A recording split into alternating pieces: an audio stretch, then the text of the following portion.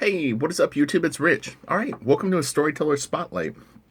Today we're going to look at Chris Bachalo storytelling on steampunk drama obscura. It's a very dense art style at times, a little abstract, a little chaotic, but really good. I mean, he kind of he hits you on a few different levels. And then some exciting news for me. Monday, I'll be launching my Indiegogo campaign for Blaster Kids. So for people that have been waiting for that and kind of like going, oh, are you going to do it? Are you not going to do it? I'm going to do it. I need your help though. It's going to be very important. Over the weekend, I'm going to get it all prepared. And by Monday, we'll do, I guess, a soft launch on it. So you'll be able to start funding the campaign then. And I will start working on it pretty much immediately. I mean, I'll be working on it this weekend, but what I mean is as the funds come in, I kind of see how much time I'm able to devote to it. You know, the campaign is going to be pivotal to me pulling it off, and you'll get to see the whole thing come together. I'll have some really fun tiers. Trying to come up with some creative options for people, and it's exciting. I've got a few people helping me out on it. In terms of setting it up, and yeah, more details to come. So it's exciting, very exciting news, honestly. I had to do a lot of soul searching the last couple of weeks as I was transitioning from no work to getting work, and really just kind of gauging like my level of engagement and kind of happiness, and the thing that I'm most inspired by and the thing that I'm most driven to do right now is to deliver like a Travis Charest level quality book on my own. I know that's a huge that's a huge goal, but I want to pick up where Travis and I left off and do Blaster Kid with that level of quality and creativity, and I want to do my own thing, to be clear. But I just have always felt like there was a bunch of like massively unfinished business that he and I never got to do together, and I've had Blaster Kid for a long time, but it's the perfect book to do it on. It would be it's almost like, in a weird way, if I could have done X-Men Wildcats Dark Age, like the fourth book that Matt Broom ultimately did. The story is totally different, but I'm just saying like Travis had started that book, and I think even though I wasn't working with him at that time, it was getting close though. I worked with him pretty much right after that. He had done the New Horizons pieces, but yeah, I just I always wanted to see that book done, and it drove me nuts that I never ever got to see it through his eyes. And so when I came up with Blaster Kid, the artistic vision that I always had for the book was something along that lines. Like what would that a book look like? What would the evolution have been? So it's my opportunity to really kind of go nuts, and I need your support to do it. So if you like this Chris Bachalo work, you like the work that I did with Travis, I mean, these are the things that I want to bring out in my own work, because in a strange way, I mean, this is partially my work, I mean, all the line art you see here was done by me, even though Chris drew it and laid it out. There is a big difference. Trust me, I know that. But yeah, so beautiful panel here. And hopefully people are excited just to even hear that it actually is happening. So I'll leave it at that. So, okay. Nice page. Cool characters. And yeah, so Chris, his early work was through Vertigo, and I'm not 100% sure that was the first work that he did, but he did Shade the Changing Man, he did Death, High Cost of Living, he did a Death mini series that was before that. He did one with Art T. Barrett that was really nice. He did some Ghost Rider 2099, I believe. X-Men, Uncanny X-Men. Then I think he did this. I'm missing tons of things. And then he's gone on to do, a huge, long tenure at Marvel, on all kinds of things. So, but yeah, this was honestly, like this is what I'll say about this. if you were ever going to ink Chris Bachalo on anything, this will sound weird because he's done so much work. This is the book that you wanted to do, I have to say, because this is so Chris. Chris got to put everything that he loved into this book, and I think is great is all of his Marvel work is, and he always injects his Chris isms into it. It is kind of neat that we were able to do something like this.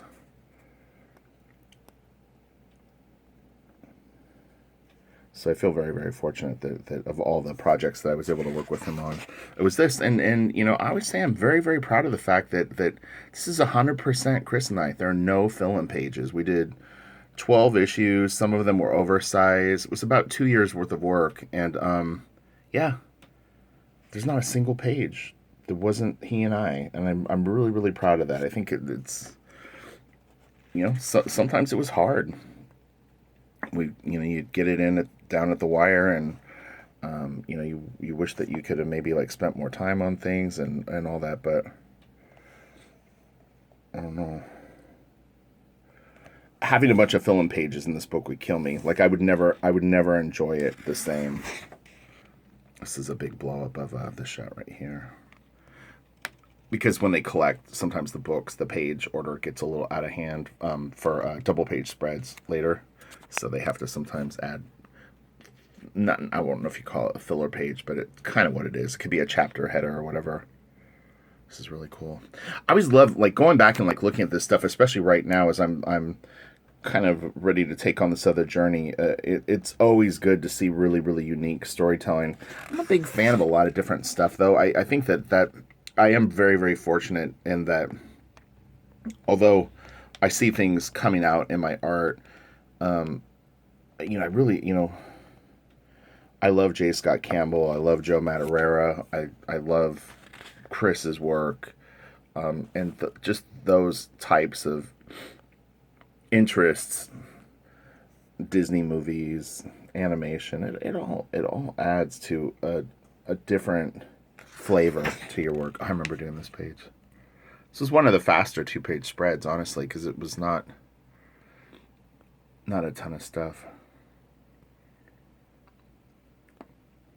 When you get a piece like this, you want to make sure that all the little details then look nice. So you go in and make the grass look extra pretty, or the robot a little tighter. Oh, yeah. It's interesting that they did it grayscale. The color version of this cover is quite nice. That's the only reason I say that. Choo choo. Dum dum dum dum dum dum dum dum dum dum. Really, really cool layout.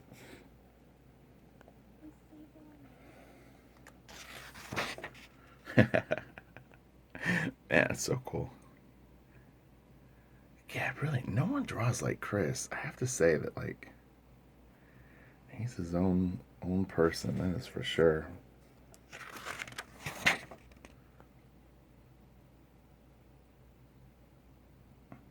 Been having a lot of fun on Patreon. I don't want to overly plug it, but yeah, we've got a ton of stuff up there now. There's about 230 posts. I would say somewhere between 60 and 80 unlisted videos. I posted 2 videos yesterday. I've been doing inking demos now that you can check out, and just costs $1. You can get in for $1. You could tip $3 or $5, and be part of the family. It's really, really fun. We have a community area too where people post their art, so that's really neat too, is to see what people are working on. They share their work, their current work, and it's always really cool to catch up with everyone and see like how they're growing and learning and what they're working on.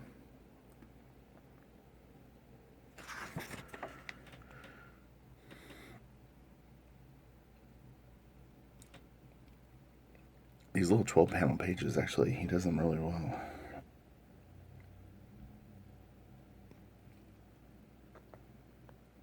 Great colors.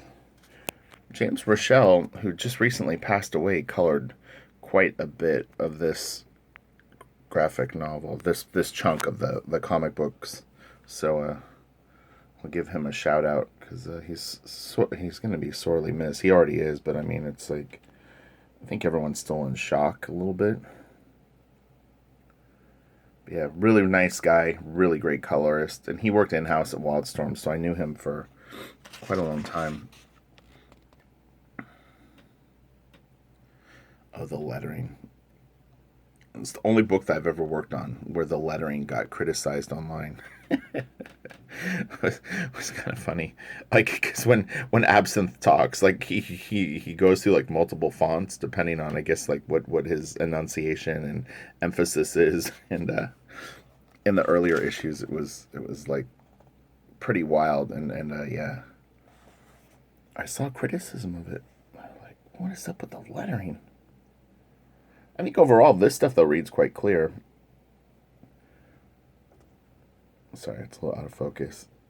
The cat was always funny. Oh man, his layouts are so crazy. Look at that. He's just on like a different wavelength. This is one of those pages too where you get to follow the characters through the whole scene. Like if you keep like that's them sort of cruising around and they're walking and they're checking out the town as they kind of roll through it, and then they end up down here. It's just amazing. And then they walk through here. And what's interesting too is like I would argue that sometimes if you were working for a company, they may not like that. They may think it's confusing, or you could get some weird kind of slapback on that. And it's the great thing with creator-owned projects is you can do stuff like that and really kind of push the bounds of storytelling and whatnot. And it's just interesting. It's let the artist be creative. And again, if you've followed my channel for a long time, I always encourage artists to draw because I think that's the most powerful combination ever. And I really do believe that most artists could write. And look, the writers need artists. It's not. I guess it is the other way around, but it's incredibly important to be able to at least be able to write to some extent on your own. Because it's really what you're doing with pictures anyway. Is you're creating these stories. Even if you have a script that leads you, you've triggered another part of your brain that definitely, I believe, could assist you in writing. So it's always worth trying. But yeah, I mean,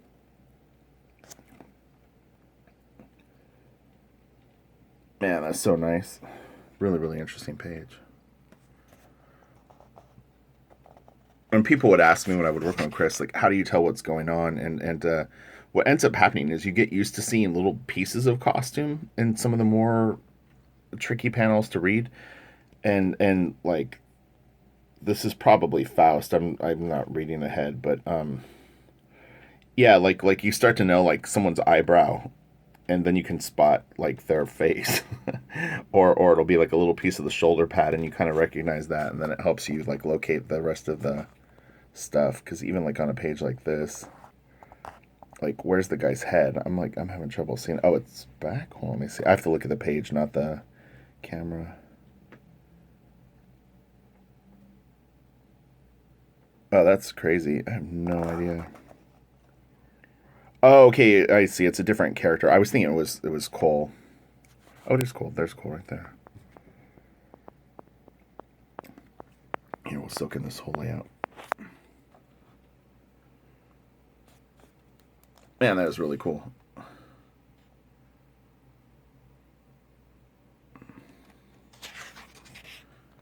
And then again, the first half of the book didn't have as many, I don't think, of these multiple panel. I like that lettering right there. That's cool.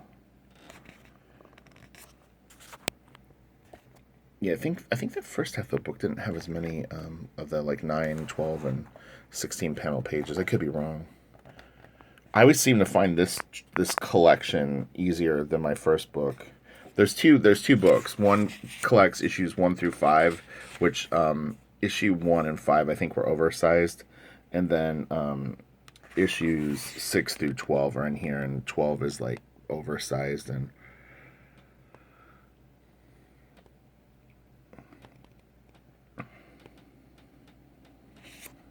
this is The colors were great on this whole sequence too, man. He really was creating a lot of atmosphere and using texture really in an appealing way. And the glow of those bulbs is just great.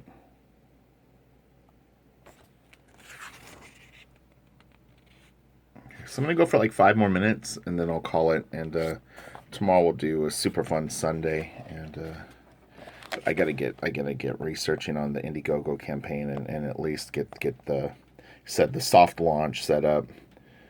I've already set up the page. I can put a link in the description box below if you want to check it out while I'm working on it over the weekend. But I think Monday I'll actually activate it, and then like I said, it's just there's a learning curve with all this stuff that I need to really kind of pursue aggressively this weekend just to get it all locked in. But it should be really fun. And again, the more funds that start to build up there, then the more time that I can work on the project. And the goal would be to basically be able to transition within the next 3 months to just working on it full time. I'm hopeful that with the right amount of promotion and community support, we can pull it off. I really do think we can. Like, for people that want that magic back, I'm your man. I'm telling you, believe in me because I believe in you. It is true though. I will bring magic.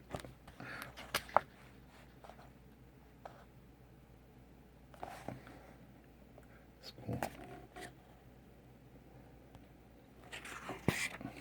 It's like I'm so excited to like get going on it. I'm like, I want to get this video done. It sounds bad. Don't worry. I'll settle back into these videos, but it's like I've been waiting for this moment for a long time. I'm just like, oh my God, it's here. Like I said, it's a great day to look at this work too, because this actually is very, very inspiring, and you're just like, oh yes,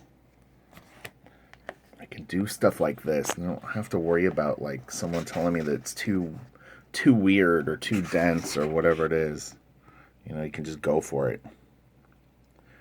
And then you get feedback from the people that are reading the book, and they tell you, hey, this was really, really cool, or this was too much, and then you retool it from there. But it'll be fun because I'm actually I really enjoy kind of showing the process now, and it kind of always encourages me, and it creates a level of pressure that I actually find quite like a positive experience where if I know that at 8 o'clock at night I always post like an update or something, or 4 days a week I'm posting updates at a certain time, to me that's a really, really powerful tool to get you to focus and create and deliver. Man,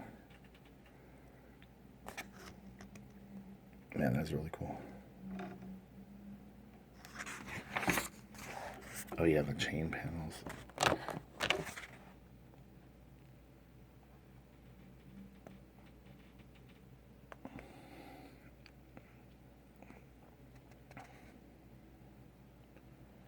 And Chris sometimes pops in and watches these videos. I know he's seen some of my other ones. So Chris, if you're out there, we love you.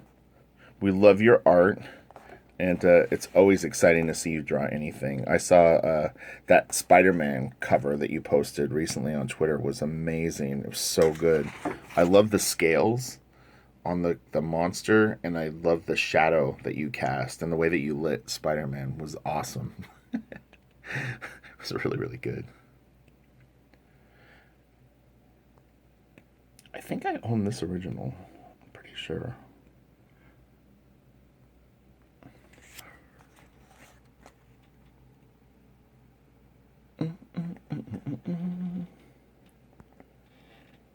Oh yeah, there was a lot of splash pages towards the end of this book. We won't see them today. I'll come back and we'll revisit this, and we'll go through maybe like the first trade. But yeah, the end of the story, issue 12, it gets pretty. I love the bulldog.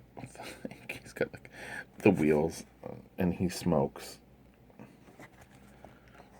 Go, little buddy. Oh yeah, this is really cool.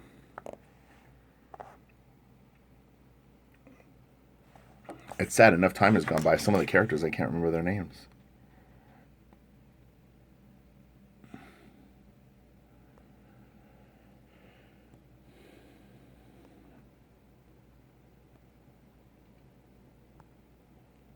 I keep hitting autofocus with my one finger.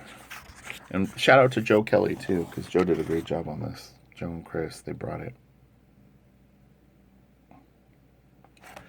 Okay, I'm going to wrap it up here because I got a lot to do today. I really, really need to do my homework. So I'm going to do it. All right. I love you all. Have a great day. And I hope that this was fun to look at a little Bachalo magic. Man, that is awesome. And stay tuned tomorrow for Super Fun Sunday. And then Monday, we will do the Blaster Kid launch here on YouTube. Who knows? Maybe I'll do a live stream. That might be cool. So, okay. All right. I'll talk to y'all later. Thanks. Have a nice day. Bye.